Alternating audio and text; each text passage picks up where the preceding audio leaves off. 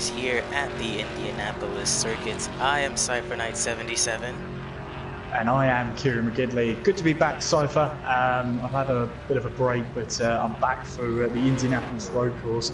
And you said to me just before this stream started, Kieran, be aware of this very, very long pit lane.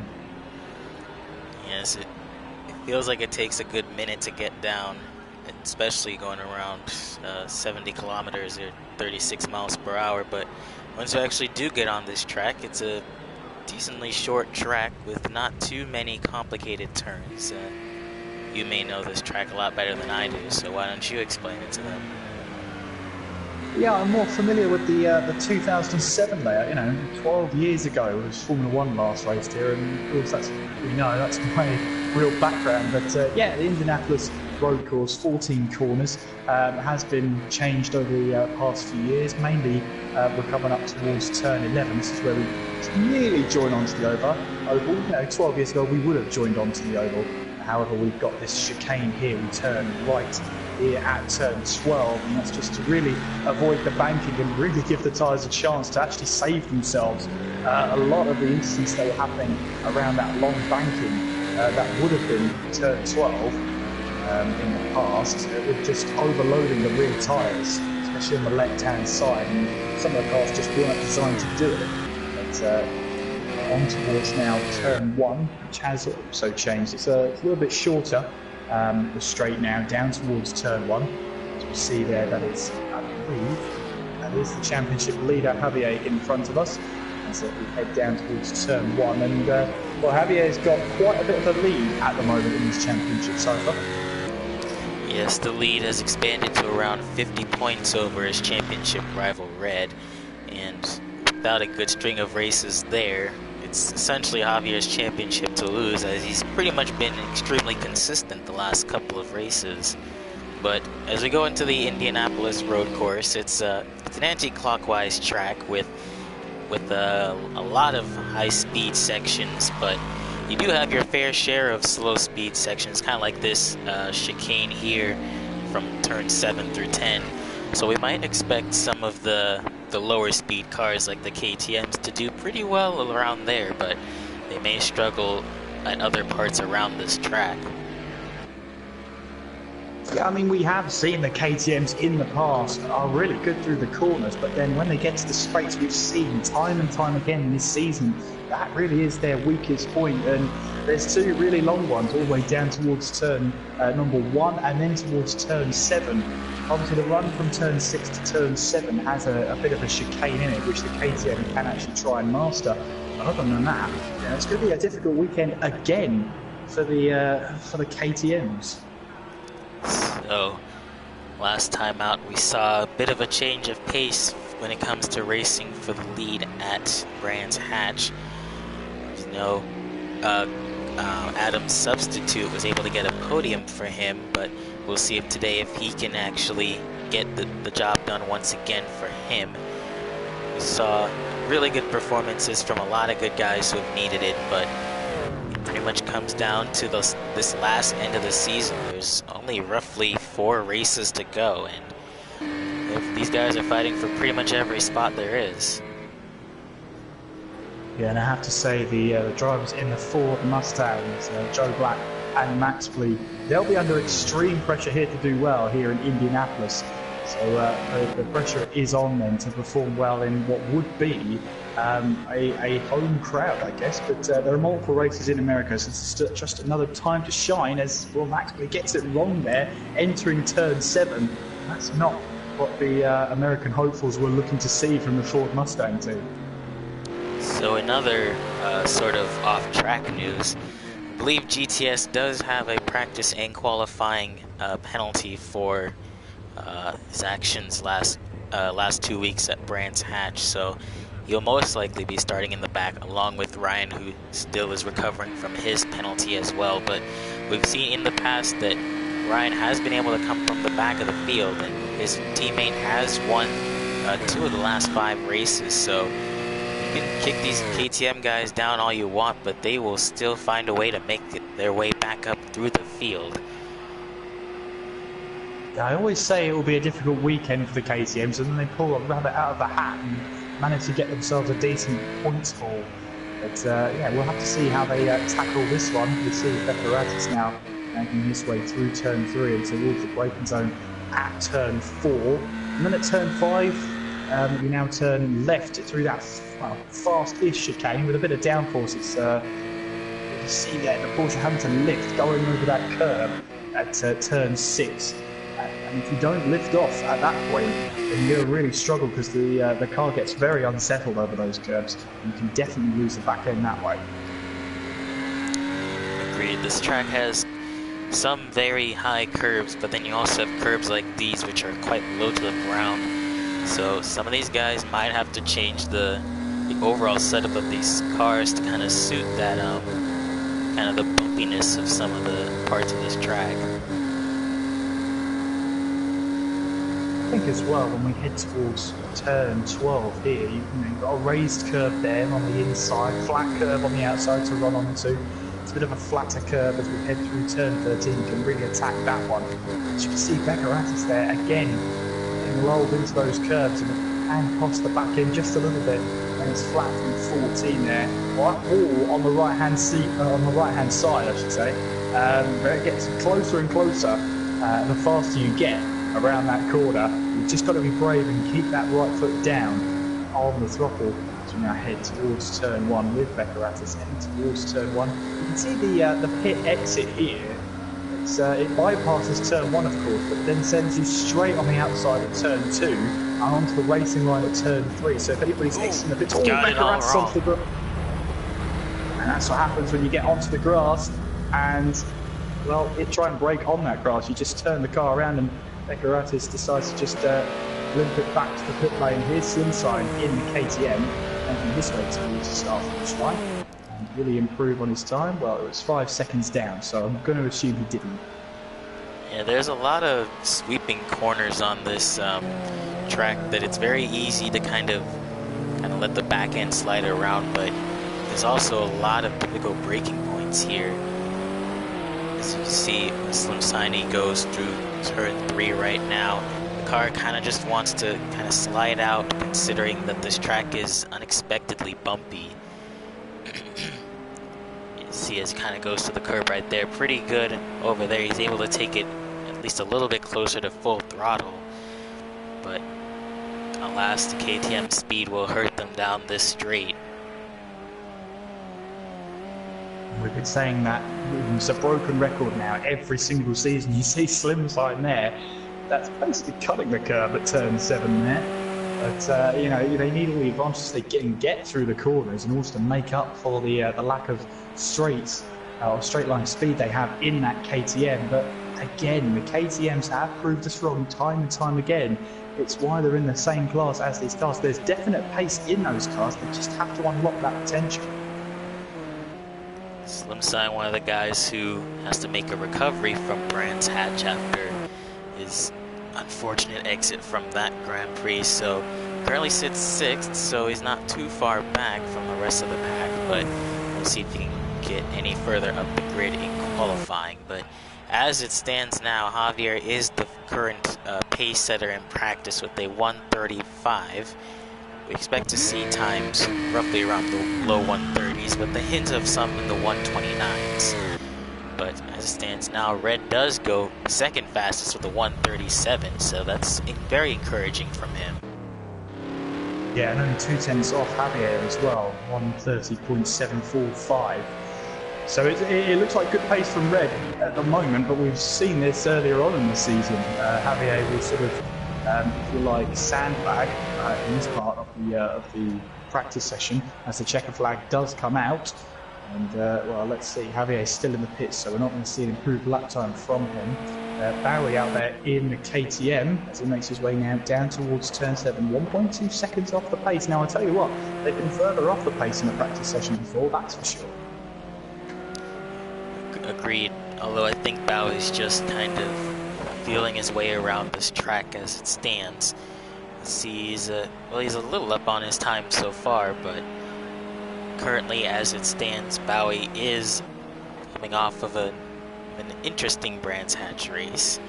to say the least. So, it'll be an interesting one to see. I honestly can't predict what will happen with some of these drivers this race. It is quite a balanced track for everyone on the spectrum, actually, compared to a lot of tracks that we've gone to this season. Barry coming towards that start finish line to take the checkered flag, and does he improve? Yes, he does, by a tenth of a second. Now 1.1 seconds off the pace, and as practice comes to an end, it is Javier on top then, 130.5, Red in second, 130.7, 2 tenths between the two championship contenders, and then Bowie there rounds off the top 3 in practice. Alright, we should be all clear and sunny skies going through qualifying and the race, so once these guys get out of pit lane, we'll see exactly who's got the early pace here in qualifying. Absolutely, and well, Javier once again will be wanting to set that early pace and keep it as well, but something tells me that Red's not going to let this go lightly.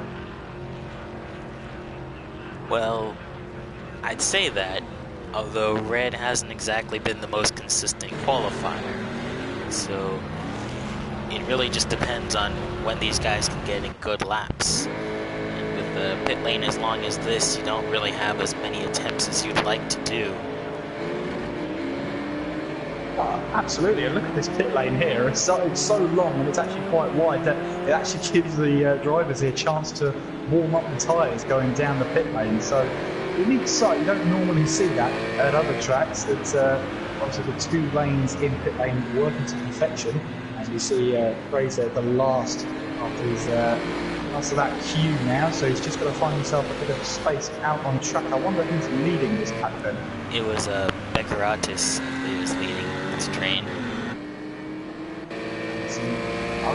Yeah, there's an Aston Martin on his right-hand side as we make our way towards turn 7. Yeah, it looks like Javier wants to lead it. Beckeratis definitely putting up a fight, though. It's kind of strange to see a fight to be who wants to lead this train. I guess Javier thought about it. He'll let Beckeratis have it, and then by extension, he'll let Bowie have second in this train, maybe. Here goes then towards turn 12. Last real heavy braking zone now into that right-hander, and of course we've got the Aston Martin of Javier there with KTM behind as well. As that Kroger is disconnected, it just seems to not really work for him when it comes towards these races and qualifying. When it matters the most, his internet just doesn't want to play ball. As yes, Beckeratis then will cross the start finish line to be first to set a qualifying lap time. I think with Bowie behind Javier like that, he'll get a really decent tow down this front stretch. See very heavy braking zone from 5th all the way down to 2nd gear. Just go to this very tight corner around 50 miles per hour, and then it has to quickly shift back to the left, and then once again back to the right to let the car slide out all the way onto the curb. Although I think Bowie got it a little bit too wrong. He has got it wrong, and he is in the dirt. He's saying you have to leave it all in the curb, but he went a little too far there. And the thing about this gravel is it really is designed to stop you, so that's why you see the car bumping up and down. And now Bowie can't actually rejoin the track, because if he did there, he would have rejoined straight onto the racing line through turns 5 and 6. Ooh, and so another car off at 7. Looked like maybe Javier Beckeratis went off at 7. It is Javier. I think he just got it all wrong there, but Beckeratis will in fact be the first to cross the line to start a lap, but it's a very rare mistake from Javier in qualifying.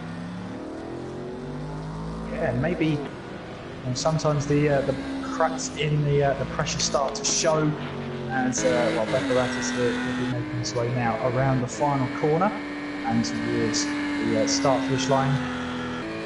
This will be the first lap of this qualifying session. And what is it going to be?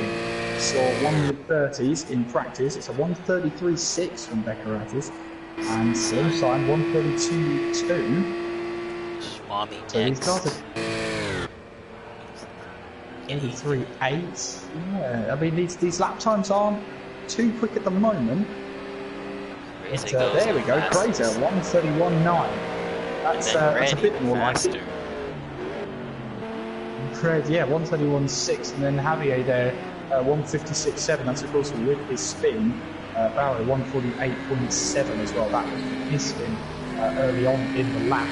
But 131.6 sort of tells me that maybe either the tyres aren't warming up to, or maybe they're warming up too much. Bowie goes off a little bit more in front of Red, but as I was saying, Red is currently the fastest pace setter with the 131.6. All these guys are in very heavy traffic. To see Joe getting held up by Janetta in front of him. There he goes, spinning there off of turn 7. Hopefully Joe was able to avoid it, but that might have impeded his lap there a little bit. I don't know if there was contact between the two of them.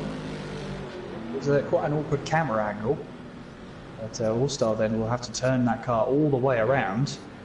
And I don't know whether they'll come back to the pit lane or not. And as you see now, most of these cars are making their way now back towards the pit lane. And Becker Ruff deciding to stay out. And he's 9/10 off the pace there as a cone goes flying in the background. Now he's perfectly on the racing line there.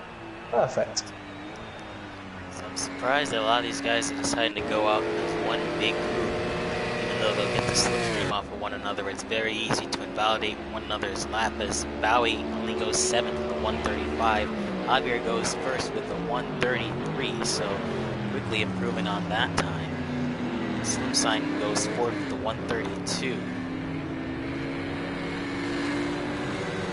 Fraser just looked like he missed his braking ball into turn 1 and just decided to go straight on instead. But what you said earlier on, it is quite odd to see these cars out in one group all together. And maybe what they're trying to do is trying to get the slipstream off each other down two big straights out of the chicane of turns 5 and 6 on towards turn 7. And then the banking in turn 14 and then on towards the first braking zone at turn 1. And that may be an option for them, but if you're quicker than the car ahead, then at some point in the lap, you're actually going to catch them, and they might get in the way of the lap. Speaking of which, Javier is going faster, although he's got Bowie right in front of him, which has barely avoided that. And then he's got the two Mustangs in front of him as well, so this also impeded his lap. This might be a little bit, actually. I think that's either Max Blay or Joe right in front of him. So that might have been an impeded lap for Javier there as well. So that's kind of the risk you run, running so close to each other. And it is Max Blay who's gone quite off the circuit now. Out through the old pit lane. There we go, that's how he's going to rejoin the track then. As he makes his way now on towards the start of the street. Yeah, I don't know whether he just came across as if he didn't really know that Javier was actually there.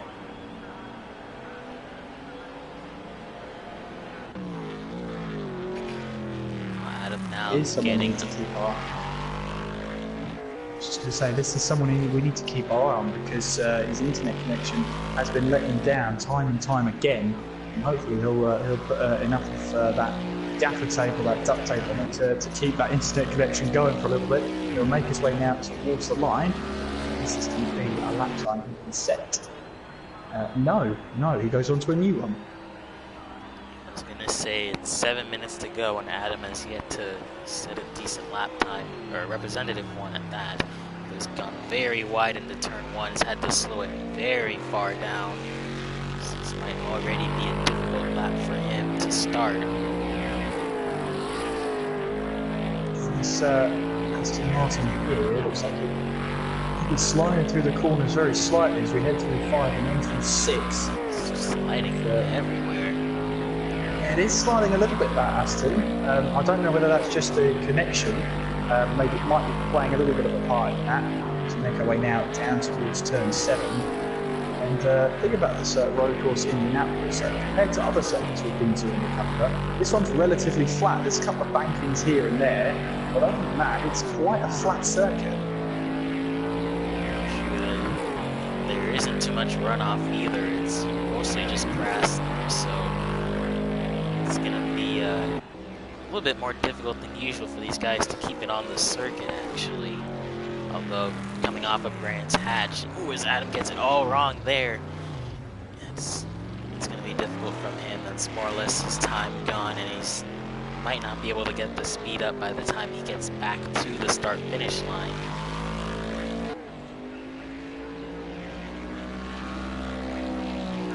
The car just looks really unstable, actually. It does, doesn't it? It does not look like it wants to stay on this track. The Rover then comes towards the line. It's a 140.5, and of course it's not a representative lap time. And well, he'll have to just go again, and hopefully he can make a better effort at turn 1 this time. And it looks like it's a bit more control in turn 1 that time. Meanwhile, with just roughly 5 minutes to go, the field seems relatively stable without too many changes from where the first qualifying laps were set. Currently stands with Javier, Red, Crazy, Slimside, and Schwami your top 5. Javier just sliding it really fast in the 7. That was not going to slow down at all. Well, maybe that's sort of making me think what happened last time we saw Javier tackle turn 7, maybe just going off and you know, leaving that braking late, and the back end just sort of steps out on it and decides, no, actually, I'm not going to stop the car at all. Might be, you see he's shifting down really quickly for a GT4 car, so he's really letting the brakes try to maintain the car for him. A track like this, though, you're going to need some of those brakes for later in the race. Here comes Javier then. Towards the start finish line, this should be to start a new lap then. As he makes his way now down towards turn 1. Just under 4 minutes remaining. So really, the length of this pit lane, Cypher, is it fair to say this could be their last chance? Most likely, although you got a huge group of them coming to the start-finish line now, just off the final turn.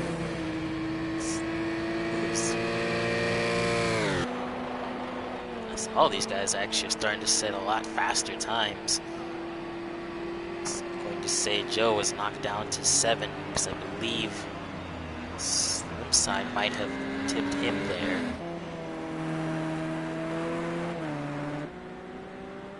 He's making his way now on towards turns 5 and 6, attacking that curb at turn 6. 1.9 seconds off of Javier at the moment. Javier has set a 130.3.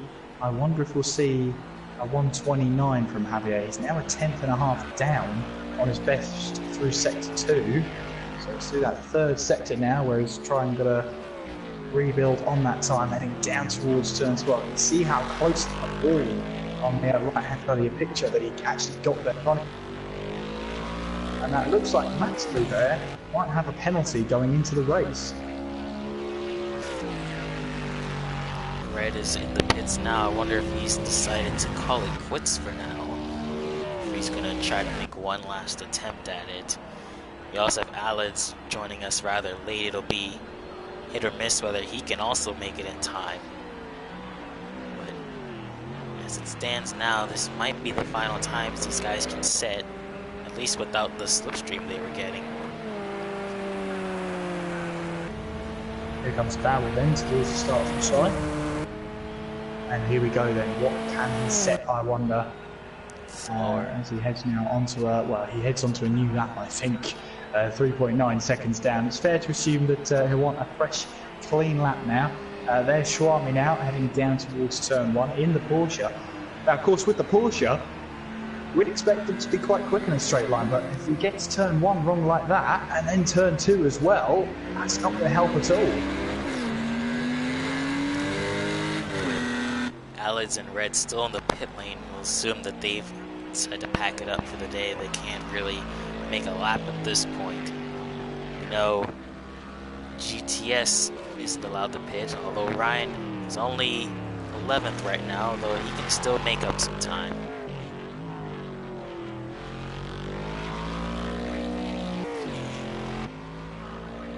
Here comes Javier then through turn 14, who was a 10.5 up through sector 2.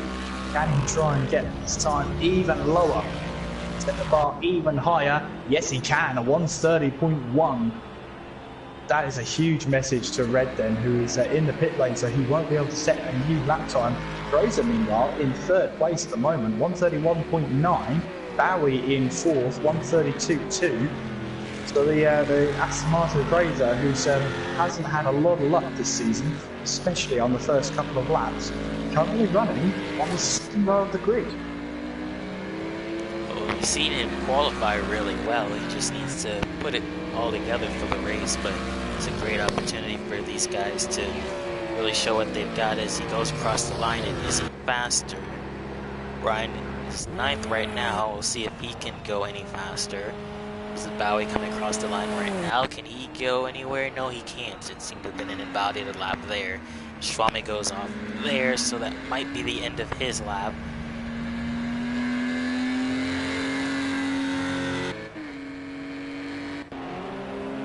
This is All-Star blocking Ryan.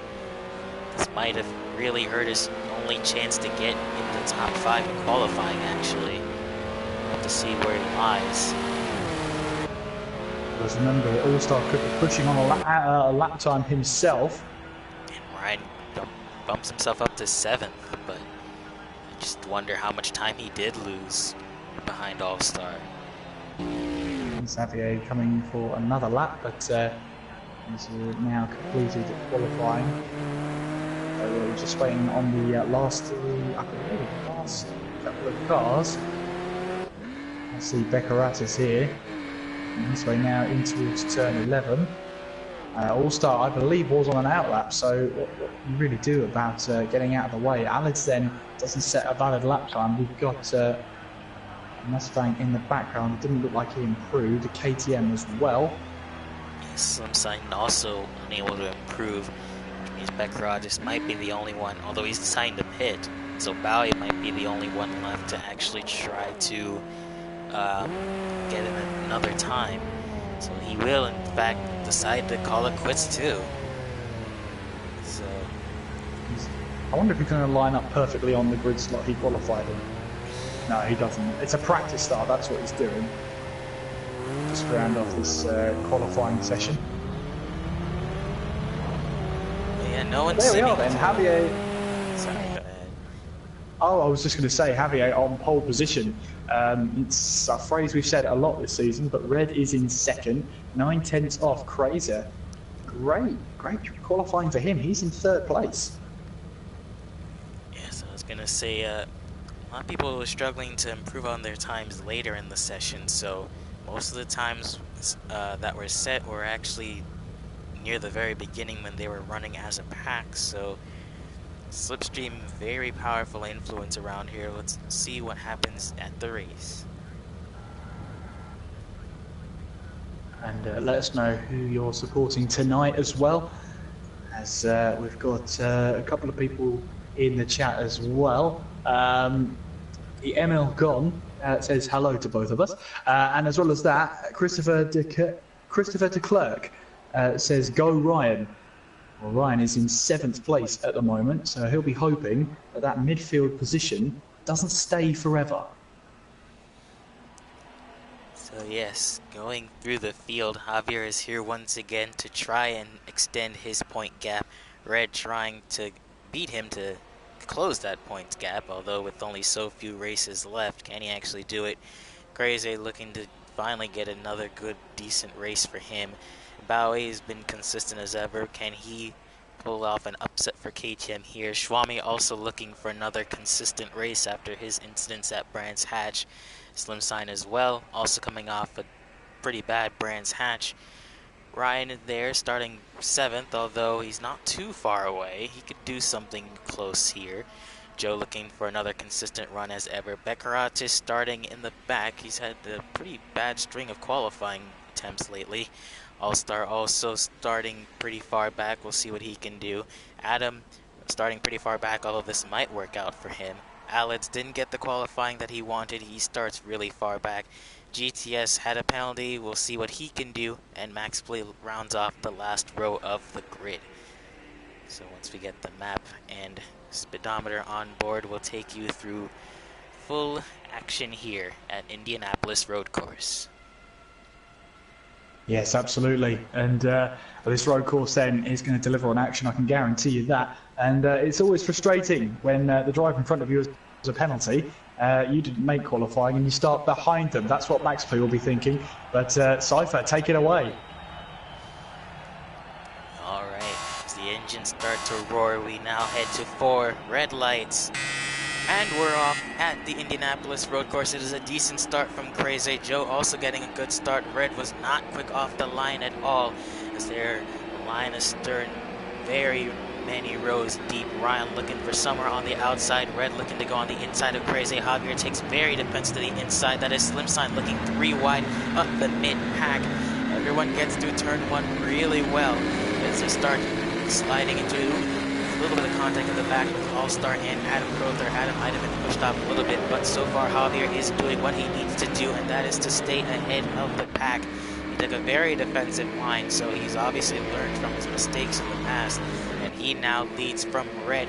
Crazy, Bowie, and Schwami behind him. Alex with a really good start. He's all the way up to 6th place. Beccaratis up to 8th, and Joe unfortunately falling to 9th. So as it stands, a really good start from all of these guys. See right there, absolutely. There's Bowie and Crazy going side by side, although it is Crazy. Bowie looking to kind of switch back on him. KTM having really good handling going through 7 through 10. Crazy is still there on the outside. Ooh, there's a little bit of a slip up there, although no contact, and Bowie will look to make the move on Crazy. Schwami also defending from Alex behind him. It is Bowie up into 3rd place. Yeah, good move from Bowie. He knew that had to work, and Crazy there did try and put up a little bit of a battle, but let's just say Bowie going through the mid-infield section really did have that KTM hooked up.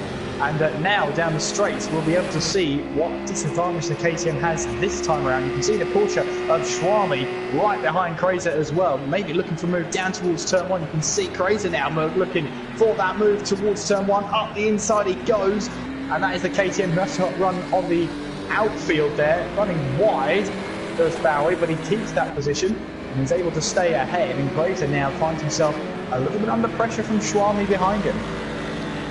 Alex in the pits. I wonder if that good start wasn't a coincidence at all. He might have had a jump start penalty, because now he is going down the incredibly long pit lane. Oh, it might be a stop and go actually, because he might have missed his pit. Yes, he has. So what looked promising for him has gone from bad to worse. But now here we see Red actually keeping up with Javier through the early parts of this race. Yeah, that's something that maybe Javier is not used to seeing at this point. But early on in the season, of course, he used to drive away from the field. Now this time, it's Javier and Red driving away from the field then, as they both head now down towards turn 12. We know how quick the Porsche is in a straight line. And you can see here, Javier under huge pressure now from Red as we head now through the final corner, through turn 14. And Javier here has to be careful, because Red will have the slipstream down him towards turn 1. But can he make that slipstream work? It's a long, long straight now, down towards turn 1. And what can he do then? Will he try and move through in towards turn 1? Let's see if we can ride on board then with the Porsche heading into the braking zone at turn 1. You can see there Javier having to go very defensive, but it puts him wide then, and now Red can sort of cut back through turn 2, make up a little bit of ground on him through turn 3 and 4. It looks like at the moment Javier's just done enough. Yeah, I was going to say Ryan, he had a decent start. He's up to 8th now, challenging for 7th against Beccaratis, who also started pretty far back in the field. Just Ryan looking to go maybe around the outside, although Beccaratis putting up a really defensive line there. So far, I think Bowie has really been able to capitalize on the start. Ryan is kind of, well, he's made up spots, but he hasn't really been able to go too far with it. While Crazy still trying to get back at Bowie now. You can see here, Crazy might just get a little bit of a better exit, running now towards 11 and then through the braking zone of turn 12. Behind him as well, you can see Slim Sign has made a move on Schwami. He's now up to 5th place. So the KTM's here, not as vulnerable as they have been at some tracks we've been to. They look pretty strong here today. Right Behind them, it's Joe and GTS. GTS, when the cars started really far down, he's now up to 9th, passing Joe Black there. While Adam also looking maybe on the back of Joe Black. He's in the middle of a marked sandwich right now, although it's a different color bread. You see Adam, he's got the slipstream on Joe. He got a really good exit. Really tried to... Oh, Joe's actually got a lot more top speed than him, which is quite different than what Joe's used to running, actually. So maybe it's Adam who doesn't have the speed compared to the Mustang. See there is a battle developing here between Slimside and Schwami, and then Beckeratis and Ryan Ruby as they head through the chicane of 5 and 6.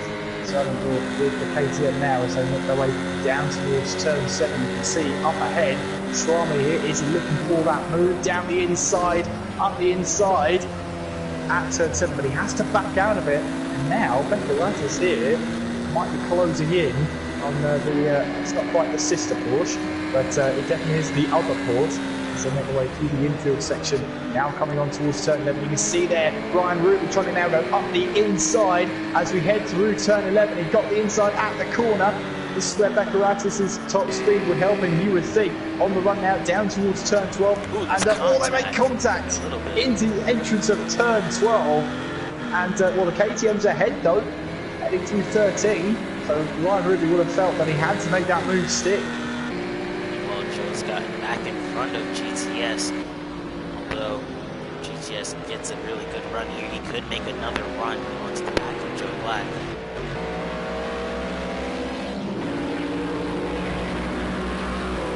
Looks like he's actually pulling quite fast comparatively.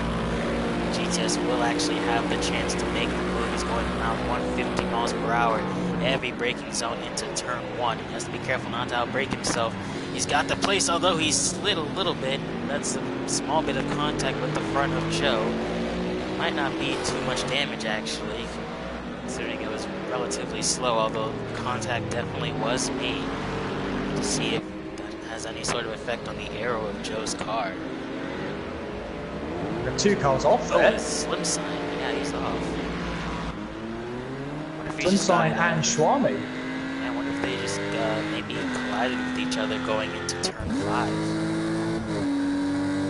Well, it's put them all the way down to 10th and 11th now. Whatever happened, I'll be furious with that one. We've got Bowie and Crater still battling away for this podium position at the moment as they head now towards that braking zone of turn 12. And there's lots of battles happening wherever we look, Cypher. Crazy's gotten back in front of Bowie by looking around the outside. It's turn 13. He's actually still kept it on the outside there, and he's actually able to pull it around through the inside. Crazy had to lift off a little bit while Bowie keeps his foot on the gas. So really, really good move there, although Crazy will have the slipstream there. He goes all the way to the inside to prevent a move there. Crazy will now look to the outside there. Side by side is heavy contact. Ooh, and Crazy, he's going to hit the wall very hard. That was really bad. There was just really bad contact. The cars couldn't get off of each other, and Crazy, trying to save it, overcorrected it. Pretty much pounded the wall with the front of that car. I suspect engine and aero damage, so it's looking really promising. Is once again not worked in Crazy's favor. I wonder if he'll have some choice words with Bowie after that. Well, I'm sure it'll go to the steward's office, that's for sure. And meanwhile, behind them, Beckeratis and Ryan Ruby battling away now down towards the braking zone at turn 7. You've still got the Aston Martin and the KTM of Fraser and Bowie fighting through the infield section. Side by side they go, both of them really now heading towards turn 10 now, this right-hander. And the KTM here, both KTMs have been trying to make use of that cutback going into turn 10, and that might be because of their handling advantage. They've got such a smaller wheelbase, they really can afford to just cut inside and take the position away. Bowie past Fraser, Ryan Ruby up the inside of turn 12, he gets past Beckeratis here, so the Origin Black KTMs are trying to make their way now through that field. GTS once again looking on the back of Joe Black. Joe had a really bad run off of turn 13. Look maybe around the outside there as GTS might be going a little too far for his own good. Like like he was about ready to hit the wall there.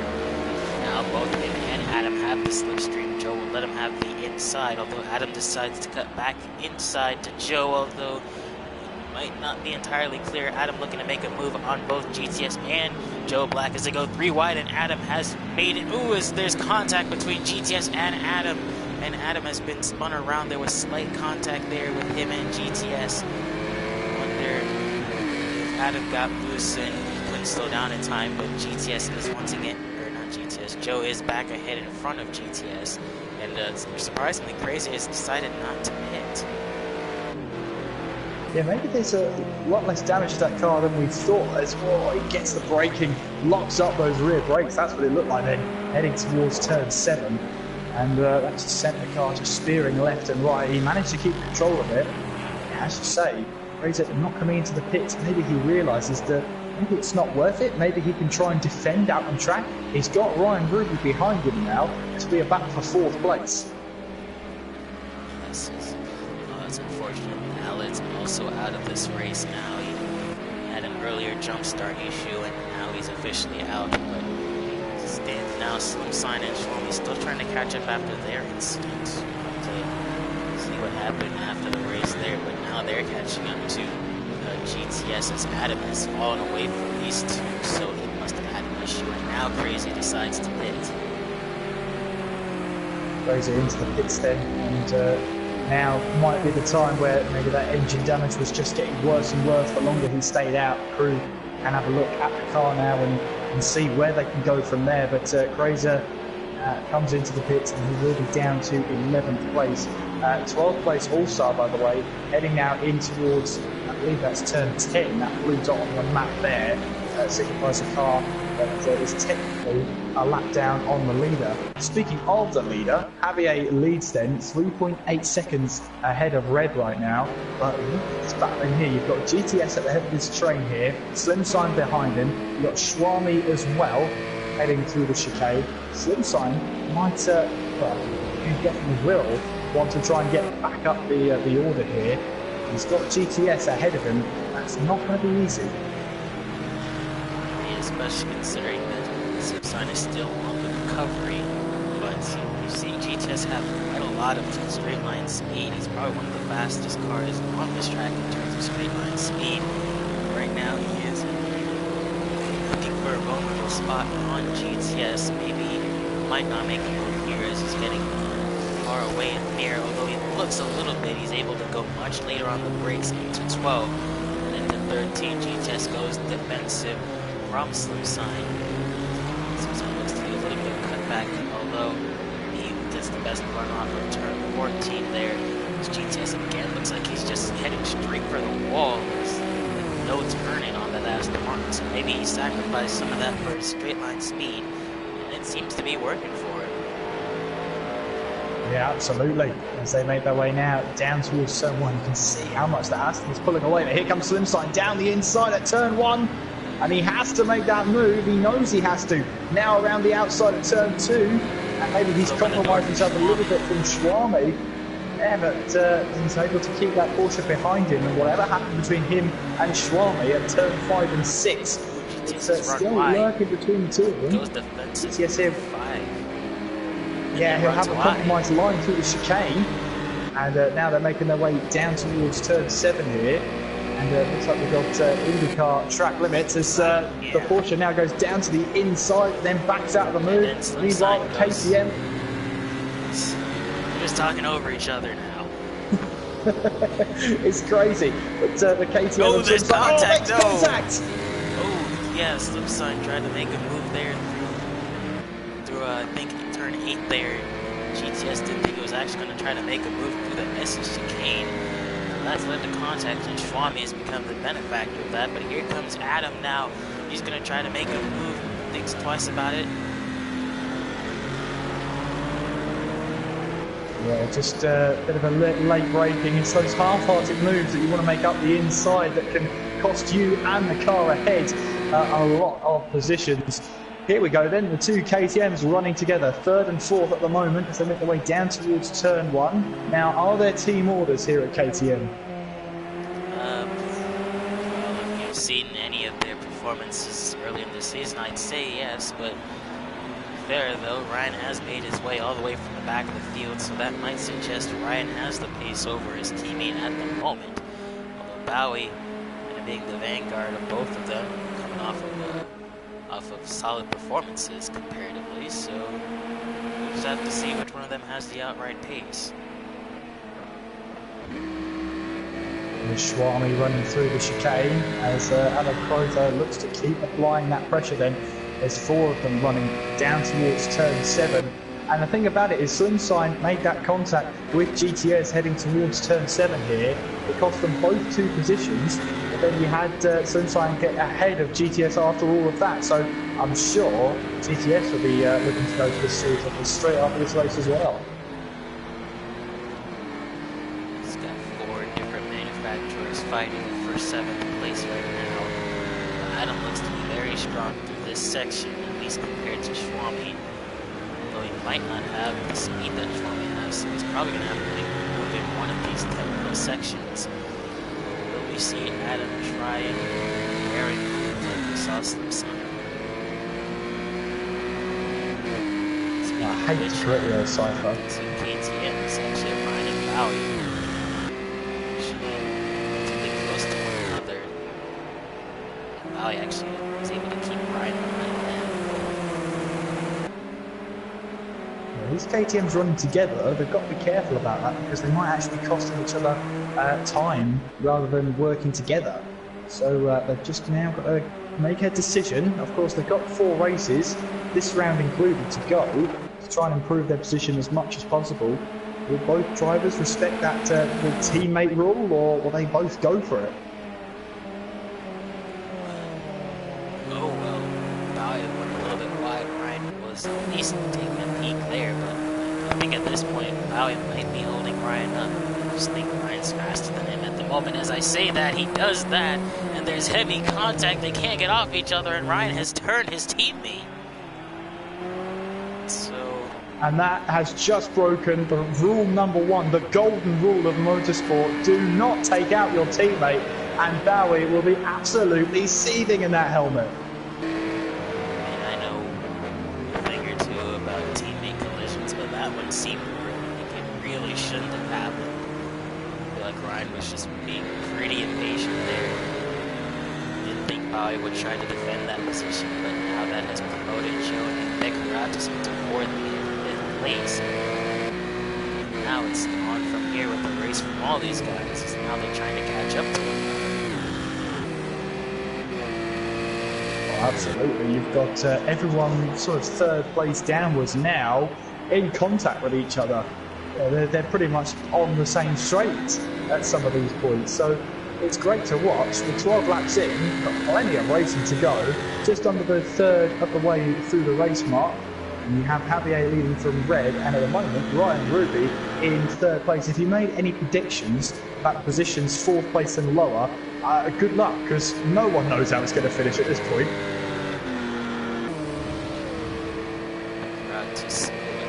Background is Swami, who's gone a little bit wide off of that turn. He's really susceptible to Adam right behind him. So Adam looking on the outside of Swami. It goes pretty far down into turn 7 there, although Adam decides to keep it around the outside. I said he was going to have to make the move like this. That is Adam into 7th place now.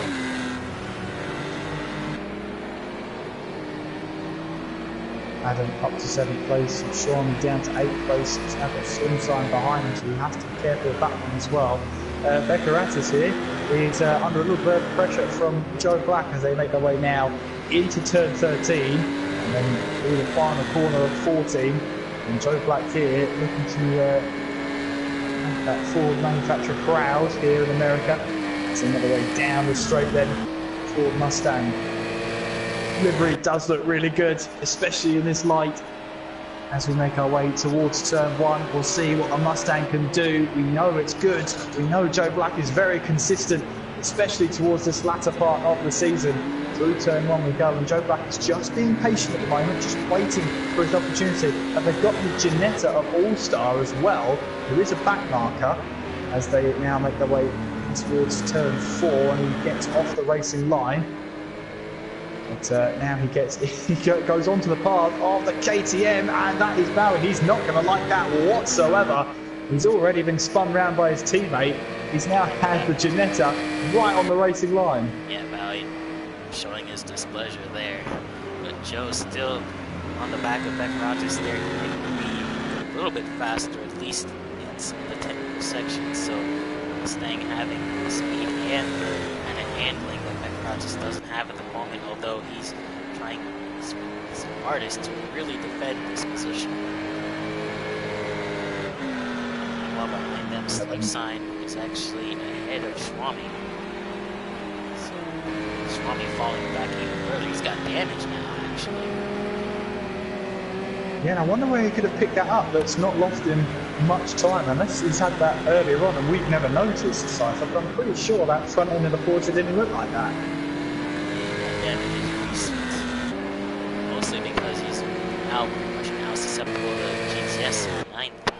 And he was fighting all the way up in 7th just a couple minutes ago, so I wonder if he's had an incident with the wall or maybe someone else. Joe, I think, has gone really far deep into the grass a little bit, although that's Bowie right behind these two guys, so maybe Bowie will be either impatient or patient, although Beck-Rogers runs very wide. That allows Joe to cut to the outside. Joe allows him to cut back inside, although this just allows Bowie to get a run on both of these guys, as Beck-Rogers is now in the middle of 3 wide. Though Beck-Rogers does have the speed over both of them, Bowie will not have the speed, although he decides to cut Joe Black off. Joe will be on the inside compared to Bowie. And Bowie will be able to make the move, although it's again just showing a little bit of impatience there. He tried a small move on Beck-Rogers there, can only stay on the inside of Joe Black. So Bowie get up into 5th place, although looking to get back into 4th at least. He's now going to look on the back of Beck-Rogers, and we know not afraid to make moves into some of these low speed corners, and he does so. He goes very quick into there, right around the outside of Beck-Rogers. Beck-Rogers looks a little bit back up the inside there, using the space. And side by side for both these guys as Joe comes back to the inside of Beck-Rogers just a little bit there. Bowie is able to get around both of them, although he will be very slow on this straight.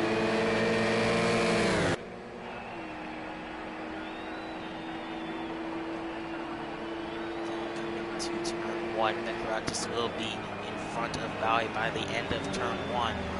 Will he try a small switchback? He looked at it, although Beck-Rogers defended very well. Yeah, he did, and it was a good switchback move in towards turn 12, and a really nice move, but unfortunately he had that straight he had to deal with. Now they're going side by side once again through 5 and 6, but the KTM this time decides to back out of it. And Bowie's just trying to keep his head down here as we make our way now towards turn 7, this braking zone. It's not quite 3 wide this time. Joe Black now having a look up the inside as he gets past the KTM. He's got past the KTM then, now behind the Porsche. As the KTM now tries to go around the outside and can't make it stick. Joe Black then back up to 5th place. As that is Beck-Rogers here, who's just wondering who the attack is going to come from next. Schwami and Slip Sign also battling there, so GTS has actually gotten ahead of Schwami there. So some battling going on for 4th place as well as 7th in the background. Yeah, lots of battles to keep our eyes peeled out for. And, well, yeah, as you say, GTS has got away past Schwami. We're looking now, he's back to 4th place. So now on towards the main straight once again. Joe Black in the slipstream of Beck-Rogers, who's got that KTM of Bowie. Still struggling for speed. He will have the slipstream to help him stay intact. As Schwami now in the background trying to make a move on GTS. We'll try and switch onto that one. There's no battling here, which we will do now. Schwami up the inside. We head towards turn 1, where they both give each other the space through the first corner. Now through turn 2, GTS has the inside line. Schwami holds his ground through turn 3 and gets that move done. Up to 8th place he goes into turn 4. He's got to get the braking point right, but right on the inside there. He can take a bit of more of a defensive line through turns 5 and 6. Now Joe Black here, under pressure from Bowie behind him as we head towards turn 7. Bowie now trying around the outside of turn 7, and Joe Black really just lets him go there. Bowie then up to 5th place. Yeah, Bowie was looking for a move around Joe Black for quite some time. Meanwhile, GTS looking once again on Swami, although Bowie on the inside got Becca Rogers, who went very slow off of that turn. Now they'll be side by side heading into turn 12 now. Very hard curve to cross his first switchback, although this might not be the opportune time to make moves, considering that Bowie will be slow and susceptible to both of them. Though more so Becca Rogers, whose GTS has managed to keep it in front of Swami. Yeah, and the KTMs all race long have been taking advantage of that cutback. They've been making it work so well. And now here comes the Porsche of Beccaratis once again, getting ahead of Bowie before the braking zone at turn 1. That is how down the speed the KTM is, but you can see Beccaratis runs wide at turn 1. But Bowie then gets back ahead of the Porsche, and that is the Porsche just leaving his braking too late to turn 1. And that has undone all of his hard work. Meanwhile, in the background, you have GTS and Schramme still in his battle for 8th place, with Slimsline just ahead of them.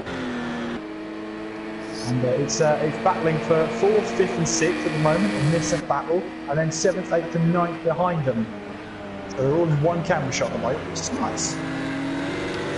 Now is trying to make up time wherever he can before the straight, or else he's just going to have the same thing happen again. Same for Slimsline, although Swami has kind of been bucking GTS a little bit, so he hasn't been able to make the move there. Slimsline. There is GTS. And we see Swami behind him.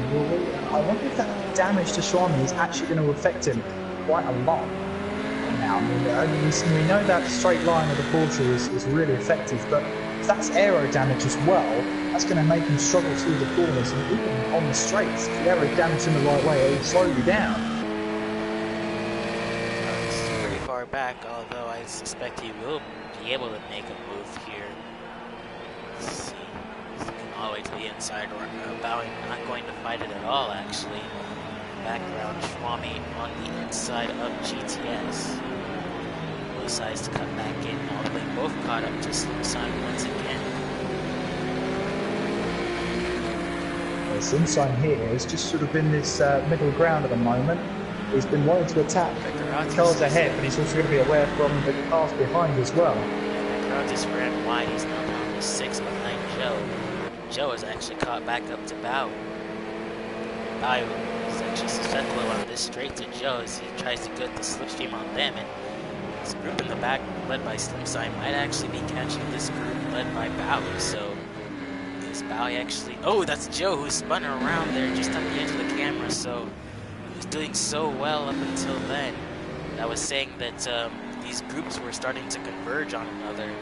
Bowie might be slowing up these guys comparatively, because Slimsine's actually laying some really good lines. They come around the final corner then, and once again, turn 12 that is, as that looks like Slimsline wanting to make a move up the inside of GTS and Schramme, and the big leader in that are Slimsline and Joe Black, both all the way down to 8th and 9th respectively. So tough times for them. Both of them were having a decent place, especially Joe Black battling away for 4th place. But as you've seen these guys battling, then it's not over yet, because these battling cars will actually be slowing each other down. It's Joe in the pit lane, so I'm curious what that's for. He shouldn't have damage. Looked like he just spun it around maybe, but maybe there's something else wrong with the car. I don't see. It's really unfortunate for him. He fall mostly down to 10th there. While Schwami all the way on the back of GTS, who's actually caught up to Beccaratis just a little bit. So, this is one big group. A group of 5 cars battling away for 4th place. It's great to see at the moment, and that's Beccaratis here looking up the inside at turn 7. and he had to slow the car down a lot there, and it has brought in the battling GTS, Schramme and Slimsign behind them.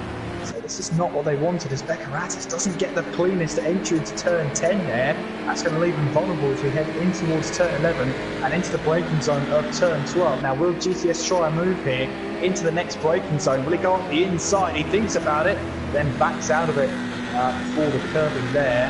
So Gavra Racing has to be careful here, because that entry into turn 10 would not only cost him a battle with Bowie down the straight, but he might actually have to hold off the Aston Martin of GTS and the Porsche of Schramme.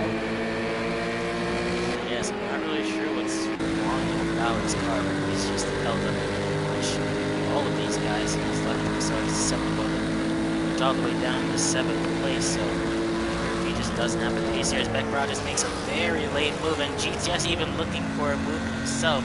GTS runs wide, Schramme taking no further invitation. He is now up to 6th. Yeah, I mean, Schramme here is just trying to now keep his head down. I mean, so many of these guys are trying to make the moves like it's the final lap. You just sort of need to realise that, you know, there is still some racing to do, and if there is a move on the table, I'll go for it, but I'm not going to launch it down the inside. It's too early for that. If anyone wants to stay in this train, Gavra just once again looking on the inside of Bowie, as we got all these cars converging on one another.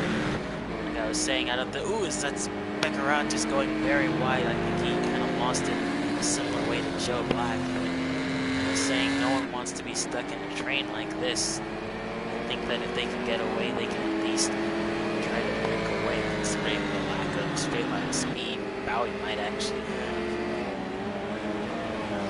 And I think these guys have been trying to get away from their respective trains for the last 10 laps, and nothing's worked at the moment. But Bowie here still sitting in 4th place. The two KTMs, Ryan Ruby and Bowie, 3rd and 4th. And, well, Bowie be in this position, out the contact between himself and his teammate? It's likely not, because the two of them were substantially ahead before that contact. But now Schramme looking on the outside for 5th place. He looks like he will have the move done by turn 1, although Bowie looks to kind of keep it around the inside. Just to make sure not to run wide, and he does make the move. And now it is GTS on the inside of Bowie, cuts him back now, looks for a move around turn 3. Bowie losing places one after another there. As he headed to the chicane, GTS decides to cut it, and Bowie decides to run wide, so there might be penalties on both of these guys' front, which leaves them susceptible to the slip sign. She does. Bowie does decide to stop for his penalty. Now Slimsign is up to 6, so in a matter of a sector, Bowie has gone from 4th to 7th. Yeah, and I think that was both cars going through that chicane with GTS and Bowie sort of misjudging where each other would be. GTS sort of cut the chicane in anticipation that Bowie would take the line, and Bowie ran wide because he thought GTS had the line through the chicane. So a bit of a sort of misconception there between both drivers, and it's cost them both. And that is a move from Bowie down the inside at turn 7. He's got the move done straight away, and now he's back up to 6th place, and he knows now that maybe his car's not great in a straight line, but through the corners it is absolutely working like a dream. Now he's got the trouble though now of whether he's in the slipstream enough to keep up with the Aston Martin ahead of him. Without him in the pits, I wonder what he was pitting for. It's crazy to 9th place, but I was about to say that Slimsign makes a very late move. Bowie hesitated, and yeah, Slimsign decided to make another late move on there. A small bit of contact there, but I was going to say, now that the KTMs have been dispatched of, GTS and Schramme might actually get away. Now Gavra Racing is looking on the back of these two, so maybe KTMs were kind of holding these guys up, as that's Ryan only right there. He's had a really poor lap, so maybe these guys are starting to lose long run pace.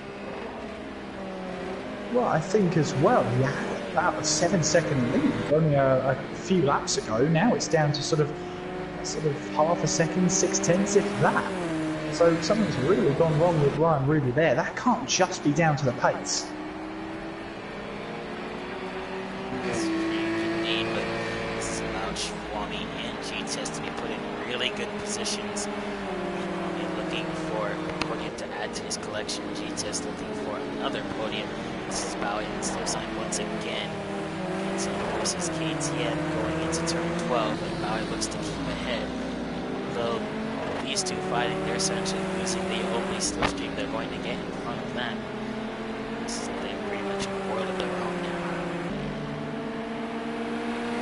Well, they could be falling back, and let's have a look at the battle up ahead then. Schwami in the slipstream of Ryan Ruby as we make our way now down towards turn 1, and Schwami this time doesn't decide to go for a move, and now he tries to use that kind of run off the exit of turn 1 in towards the entry to turn 2 to try and get that little bit of extra turn in, extra exit space on the corner to make use of that first corner. So now on the curve there, you can see all that time he gained, he's pretty much lost just on that curve alone. And the way he attacked it there really upset the car. And the Aston Martin behind him of GTS just couldn't quite take advantage. And look at the gap between GTS and Bowie after only a couple of laps, Cypher. It's really starting to see maybe the KTMs have not been kind on their tyres this race. Yeah, it's like I said, this Louis is struggling at least in this later parts of the race. We still have a lot of laps left, but just how long can these KTMs run like this? Schwami is clearly demonstrating a much faster pace compared to Ryan. GTS, to some extent, is faster as well, so at this point I'd almost assume it's a matter of time before they get around Ryan. If you get a break in the back, then we'll give you a rundown if we can. So there is the battle for fourth place between third place actually, between Ryan Ruby, Schwami and GTS to make their way down towards turn 1. In the background you can see Slimsign running in the slipstream of Bowie, and you see if the KTM does look for a move down towards turn 1, and Ryan Ruby is able to, Bowie is able to hold on through turn 2 and then in towards turn 3. Yet Slimsign just couldn't make that move stick then. As we head our way in towards turn 4, once again Ryan Ruby leads Schwami and GTS in third place at the moment through the chicane. And again, Bowie is losing significant time to this battle now up ahead of them. There could be damage to Bowie's car, you don't know. Maybe there was damage sustained in that teammate collision. Strange that it's affecting him so much more now, but meanwhile, as you see, Schwami is all the way on the back of Ryan. This is the closest he's been. Schwami with the overspeed, he will look to the outside of Ryan, although the preferred line is to the inside, so he'll probably back off here and leave himself very vulnerable to GTS. And actually, very uncharacteristically, like, Schwami is much better in the corners than Ryan. On board then with the Porsche to make our way through the final corner and into that slipstream we go then. We do have, I believe, 14 laps to go.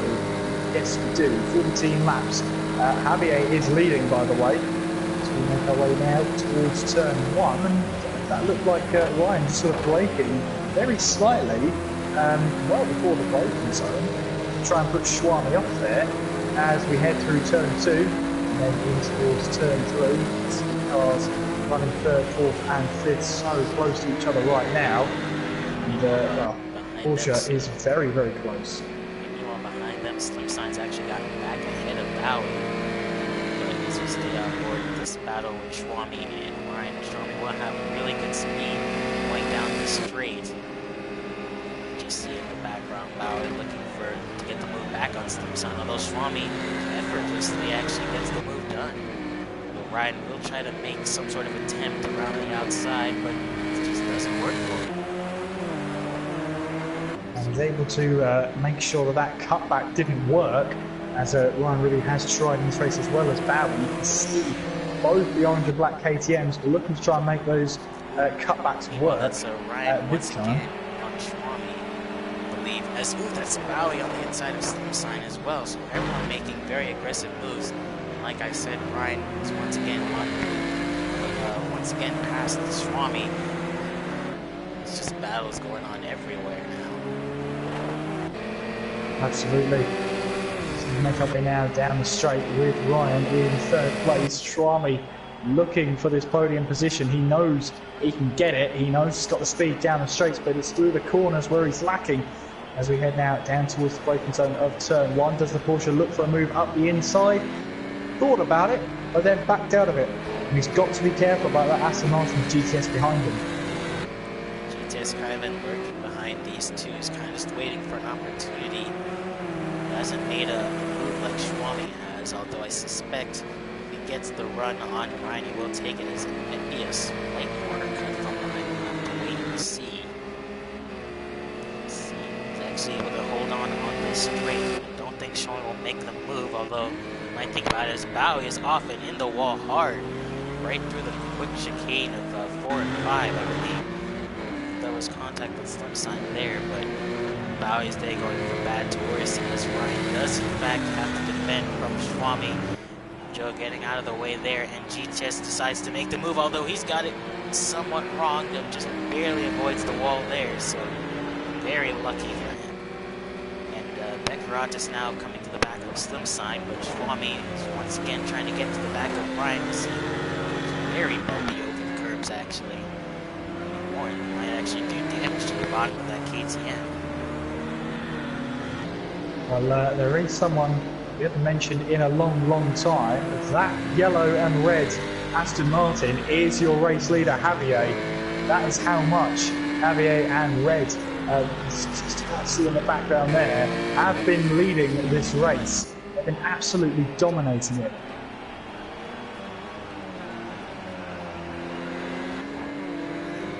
Able to defend from Schwami there as Bowie does in fact go into the pits, so once again just have to wonder what happened after the race between that. So we'll see if we can talk with them, maybe see what happened there, but well, behind them these guys have finally started to spread out a little bit after their separate incidents. GTS will have to try to catch up to these two. Yeah, I wondered with Bowie there we were talking about, he looked like he speared left in the chicane, so I wonder whether he just sort of clipped the curb and it just sent him all the way to the scene of the accident on the left-hand side. That curve at turn 5 has finally caught him out, as that is Ryan Ruby there running onto the grass, and that's encouraging signs for Schwami behind him that knows here. Schwami now knows that Ryan Ruby is under pressure and trying to run on the limit to stay ahead of this Porsche. So you were right about that, it did spear left, but it's very unlike a KTM to kind of lose its back end in a weird manner, so trying to do something might have been contact between him and Slim Sign. That's or somewhat of a lapse in using the brass or something like that. But as this battle still continues on, see, you got the race leader Javier in the background catching up to these guys, so we have roughly 10 laps to go here, but the action is still hot as these guys continue to battle for the podium spots. Ryan looking for another podium, I believe Schwami looking for his first podium of the season. Yeah, I do think the field is just only now on lap 28 starting to calm down a bit. We've still got that battle between Ryan Ruby and Schwami in the making once again. To bring you through the running order right now, Javier is leading 10 seconds between himself and Red there, who's making his way now through turn 4. Then Ryan Ruby is almost a lap down in third place there, Schwami in 4th, and GTS just in that yellow Aston Martin, he's in 5th place right now. There is Slim Sign, who's just about to get lapped by our race leader. And there he goes then, Slim Sign in 6th place, Beckeratis in 7th, Fraser in 8th, Brofer 9th, Bowie in 10th, Joe Black in 11th, All-Star in 12th place, and we've got some battling once again with Ryan Ruby and Schwami. Just going off a little bit there. Bowie decides to hit again, so they're going from bad to worse, and it looked like he might have been able to take the fight to Adam for a minute there. Bowie will have to again for some reason there. So Schwami being a lot closer than he's been in before, he could actually start to make the move. Yes, he does decide to at least look, on Ryan Ruby. Will cut back inside now, so Schwami playing a lot more of a defensive game than some of these other drivers. Yeah, and that defensive work is doing pretty well for him at the moment. As of course, it's going to be the longest 9 laps of his life at the moment.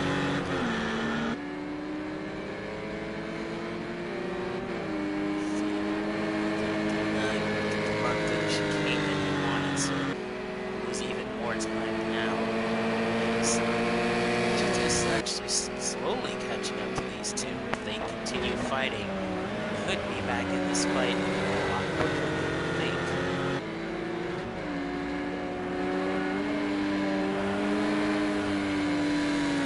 And even with that damaged Porsche from Schwami, it doesn't seem to have affected him in the slightest. Maybe slightly down the straight, but other than that, Porsche's been looking pretty good. They're able to try and keep up with that KTM. I just wonder maybe if that damage has basically capped that Porsche at just being able to be as quick as this KTM, because at the moment it seems to drop back a little bit. There have been a couple of mistakes in Schwami's lap that Ryan Ruby has just been able to take advantage of and try and get away. But again, down the straight here, while Schwami's in some sort of slipstream, he's able to keep up with his KTM down the straights. It's just, again, through the corners, it doesn't seem to be sticking to the road as much as the KTM does. Just be part of the damage or just how these cars are running. But Ryan is actually starting to pick up the pace once again, so might be able to kind of hold on for a little bit, although it is still very susceptible, especially through some of these corners that Schwami's been really good at. Then through the chicane. He's got a good run here down towards the braking zone at turn 7.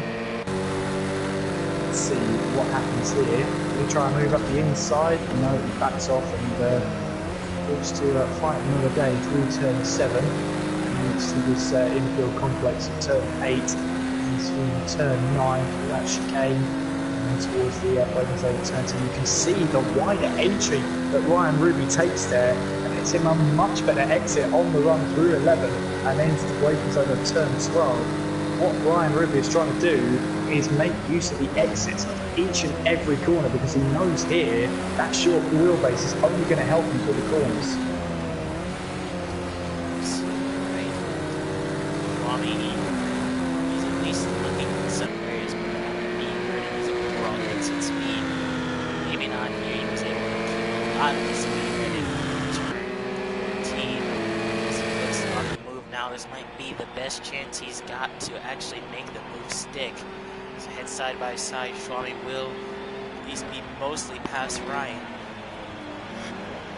Okay, down to turn 1, Ryan looked for a move on the outside, but he can't seem to do it. Schwami will hold him off just a bit. Ryan looking on the outside. Schwami goes a little bit deep in turn 4, he has to cut back ahead so that he doesn't let Ryan get the run off of the corner, but he doesn't do that, and so he's kind of susceptible to that straight line speed will help him. And now into turn 7, Schwami currently in the lead. He's in the best spot he's been in so far, is to make sure not to outbrake himself. Looks like Ryan got really, or not Ryan, Schwami got really loose there, allowed Ryan to capitalize on him. But for now, it looks like Schwami is playing a much stronger defensive game than he's shown. Side once again. Be careful, I think that's Bowie right in front of them. It is Bowie in front of them, so you'll think they get out of the way there. Right, going side by side, Schwami just kind of trying to put them off there a little bit. GTS also going wide there. Might even Schwami needed. Let's see what it's going to be like down the straight then. Schwami is doing a little bit of defending down the straight towards turn 1, running aboard now with Ryan Ruby. Ruby here will be able to keep at least a bit behind in the slipstream. You can see that Porsche pulling away down the straight then, defending the inside line. The KTM brakes later into turn 1, tries a little bit of a cutback once again. That's going to put him on the outside for turn 2. If he can try and keep it there for the inside of 3, he can't quite do it. Now he's trying to look at the entry in towards turn 4, maybe try a little bit more of a cutback here. Again, he can't quite do it. And those Porsche here is now looking to try and make the slipstream, or the straight line speed, I should say, work now. But Ryan Ruby through the corners is able to keep up. And Schwami's being a little too defensive. He's on Ryan to kind of make headways on this allowed GTS to kind of come back into this fight now. So Schwami's over defensiveness kind of costing him the ability to actually get away from him. He's more concerned that Ryan might make a dive on him, which has been known to do sometime before and even in this race, but Schwami looking to close the deal on this once and for all if he wants this podium. GTS also wants this podium as well. Ryan goes back up the inside. Schwami hangs it around the outside, alternately inside 413. Actually kind of let it go, although Schwami got loose there. Yeah, and all that hard work for Schwami has just been undone on the exit of turn 13. It's a little bit of a heavy right foot, and that's cost him time. Meanwhile then, the two Aston Martins, you can pretty much tell the one with the headlights on is your race leader Javier, as we make our way now down towards turn 1. Now, I wonder how this is going to affect the battle for third place, as Schwami then looks to try and keep that line and keep that attack going on Ryan Ruby ahead of him. So GTS just let his teammate through. That's him now a lap down.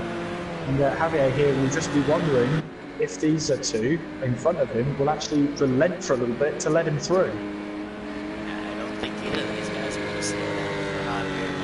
The podium spot is right there, but I don't think Javier wants to slow down either, so a bit of conflict of interest. I think Javier knows he'll be able to get past. It's just the manner in which he'll get past, whether he'll be involved in this battle or not, because down the straight, obviously the Porsche will have the slipstream of the KTM. That will help him stay at least level with the Aston Martin trying to lap him. And here you can see the flashing of the headlights. It's basically trying to tell him, get out of the way, as we make our way now in towards turn 12. And I think, yeah, that is Schwami now letting the race leader through. I think as well, Schwami just has to be careful here that he doesn't accidentally let through GTS behind him. I think that was the reason he was so cautious about letting that Aston Martin through. Javier can't really relax too much. He's only got less than 10 seconds on the red, which I can understand he wanted to get away, but this will now mean that Ryan will be the next victim to Javier, so another conflict of interest there, because Schwami can't use Javier to get around Ryan if Ryan is not careful. Now these guys have... That's exactly... Yeah, now these guys have one less lap to deal with now. At the moment anyways, Ryan Ruby gets a little bit loose out of turn 4. That is now going to have... let Javier have the run that he possibly needs. Down towards turn 7, there you can see Ryan Ruby force the inside so he can instantly go on the defensive down towards turn 7. That's exactly what he's done, and so Javier now has lapped all the way up to third place. Now with one less lap, Schwami is going to be under more pressure to make this move. GTS as well. Javier actually didn't get that good of a run out of turn 10.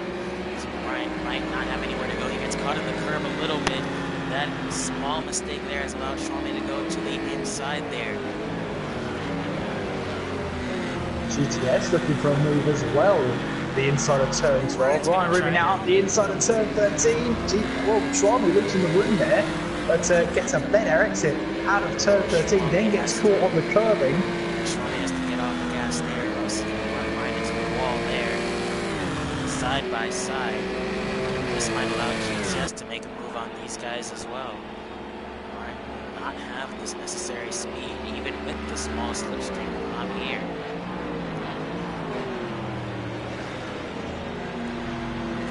Towards turn 1 then.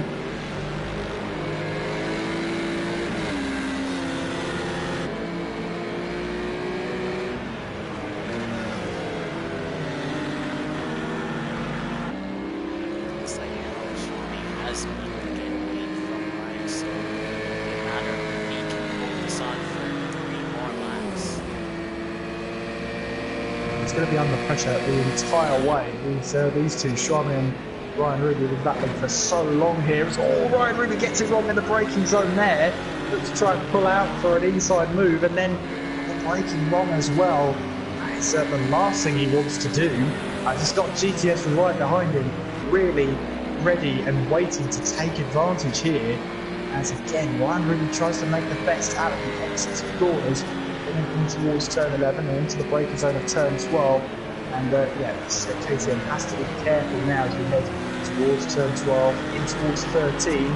So although we want to attack the Porsche ahead of it, which is doing once again up the inside of 13, and the Porsche runs onto the grass on the exit there, and look at GTS here, looking up the inside of turn 14, can't quite make it stick, and now Ryan Ruby trying to now go around the outside of turn 14, all the way now down towards turn 1, and again they're running side by side. It's been like this for the entire race. Look at how close they are now, down towards turn 1. Ryan Ruby around the outside. He brakes slightly later than the Porsche. Look at GTS as well, looking for a move as well. He makes contact with the KTM ahead of him. So now GTS has to be careful there as we head on to the penultimate lap of the race. Ryan Ruby looking for this podium. He wants this podium. I think Schwami just wants it more, considering that he's been extremely patient, although Ryan has been one to make very aggressive moves despite his KTM not really allowing for it. GTS is still in this fight, despite it only being so far between Schwami and Ryan in third place, and that's Maui, his teammate right in front of him. So Schwami gets it all wrong there. Ryan will look to a little bit of a switch back. Schwami might be a little bit tempered. So now he's got his teammate right in front of him. He's getting nothing more of this guy as they get on to the final lap. Now Schwami once again with the defensive line. He gets all the way off the racing line. So one more lap to go. It's all down to one of these three drivers to take the final podium spot in this race. And Ryan Ruby once again wanting to go around the outside, even to the left-hand side, down the straight. And as now they start the final lap of this race. It's been action-packed throughout the entire thing. It's been incredible. Now the Porsche and the KTM and the Aston Martin will all have to try and fight one more lap here as they make their way now through turn 2. Again, the Porsche looks a little bit unstable out of turn 2, heading now towards the braking zone of turn 4. He just needs to not be as defensive as he thinks he is. I think he's just way too afraid that Ryan might actually dive on him. But if Ryan is only right there, he actually might do it going into turn 7. Looks out, looks in. Schwami has to be careful not to outbrake himself here. Ryan heavy over the curb. I was going to say lap traffic has gotten out of the way. Maybe all she has to row unless Schwami makes another mistake. Ryan, oh, there's contact there. As Schwami went really slow there, Ryan looked up the inside there, and that has allowed GTS to get past Ryan. Now is very susceptible to Beccaratis, or not Beccaratis, Slim Sun. Yeah, that's right. But with that battle now at its conclusion, it will be the race leader and essentially leader of the entire race. It will be Javier, who extends his point gap here at Indianapolis. Red will come across to finish second. Sorry, go ahead.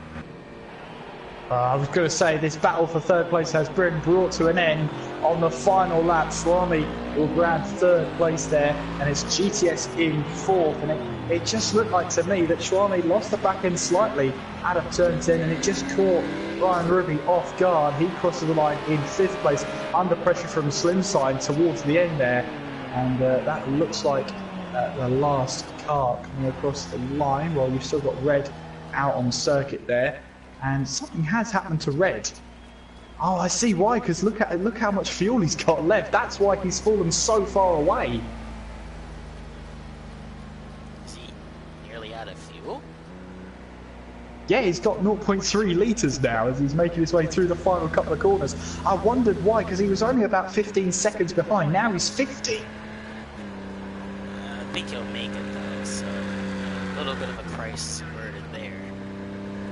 These GT4 cars don't have a fuel-serving technology like some GT3 cars do, so crisis averted there for Red. He will officially come home second, albeit 50 seconds down.